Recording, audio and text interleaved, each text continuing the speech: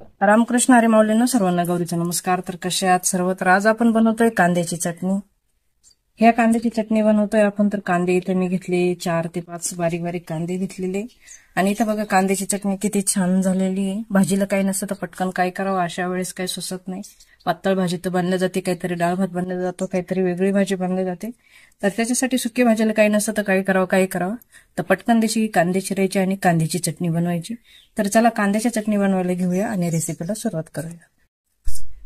इथे घेतले मी 4 कांदे घेतले, 4 मिरच्या, लसूण, शेंगदाणे आणि चवीनुसार मीठ घेतलं. हे बारीक करून घेऊया. कांदे कट करून घेऊया. आपण बनवतोय तव्यावरची चटणी, तर तव्यावर चटणी बनवायला घेऊया चला. इथे मी तवा ठेवलाय, गरम झालेला आहे तवा. आता आपण त्याच्यावर कांदा घालून घ्यायचा आहे. इथे मी बारीक 4 कांदे कट करून घेतले, ते आपण याच्यात घालून घेऊया. तेल आत्ताच घालायचं नाही आपल्याला, कांद्याचं पूर्णपणे पाणी निघून गेलं पाहिजे. कांदा चांगला असा भाजून घेऊया. कांदा असा भाजायचा त्याचं पाणी पण निघालं पाहिजे, काळा पण नको व्हायला. असा कांदा भाजून घ्यायचा आपल्याला. इथे कांदा छान असा लाल होत आलेला आहे त्याचा. तर आपण त्याला थोडंसं तेल घालून घ्यायचंय.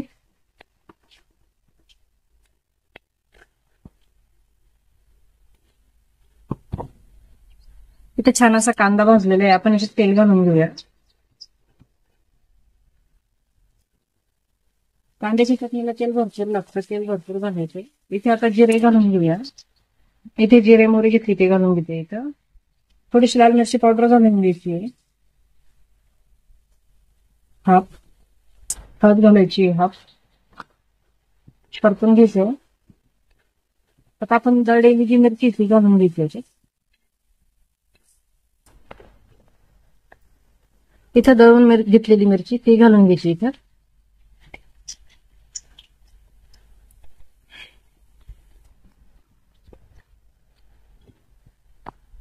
छान अशी परतून घ्यायची. आता ती पण चटणी, शेंगदाण्याची चटणी आपण जी बारीक दळली होती चटणीसाठी, कांद्याच्या चटणीसाठी शेंगदाणे वगैरे घालून ती चटणी याच्यात घालून घ्यायची. छान अशी परतून घ्यायची. आता आपल्याला मीठ वगैरे सगळं घातलेलं आहे. तर इथं तयार आहे आपल्याला कांद्याची चटणी. आपण शेंगदाण्याची चटणी पण अशीच केली होती, पण त्याचे शेंगदाणे जास्त लागतात. याच्यात कांद्याच्या चटणीला शेंगदाणे कमी लागतात. आता ही चांगली परत छान अशी परतत राहायची 5-1 मिनिटं आपल्याला.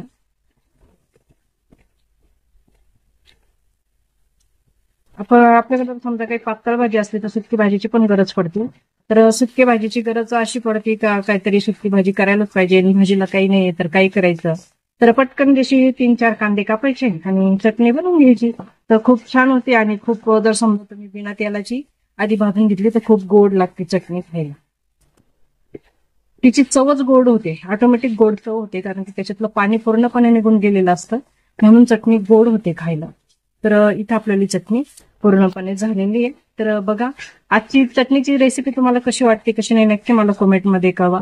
आवडलं तर नक्की लाईक करा, शेअर करा, सबस्क्राईब करा. त्याचबरोबर बेल बटन सुद्धा दाबा, म्हणजे माझ्या नवीन नवीन रेसिपी तुम्हाला बघायला भेटतील. तर चला आजच्या इथे बघा आपल्याला कांद्याची चटणी खूप छान अशी तयार आहे. किती छान चटणी झालेली आहे. ही तुम्ही बाजरीच्या भाकरीसोबत सुद्धा खाऊ शकता, पोळी बरोबर सुद्धा खाऊ शकता. आणि तशी काही पातळ भाजी असली, सुकी भाजी लागत असली तर पटकन भाजीला काही नसलं, डाळ भात जर बनवला तर त्याच्यासोबत पण खूप छान लागते. कढी जर बनवली तर त्याच्यासोबत सुद्धा तोंडी लावायला छान लागते. तर अशी ही कांद्याची चटणी गावकडच्या पद्धतीने बनवलेली. तर बघा किती छान झालेली. तर चला आजच्यासाठी धन्यवाद. भेटूया पुढच्या रेसिपी.